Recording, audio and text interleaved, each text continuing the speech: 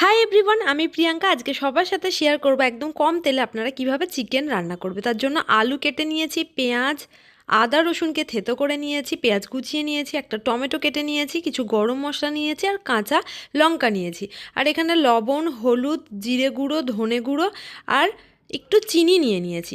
এবার একে একে ধোয়া চিকেনের ওপর সমস্ত কিছু দিয়ে ভালোভাবে মিক্সড করে নিতে হবে। যদি আপনি চান তাহলে এর সাথে আপনি গাজর, ক্যাপসিকাম, বিনস অ্যাড করে নিতে পারেন। আমার কাছে ছিল না তাই আমি অ্যাড করিনি।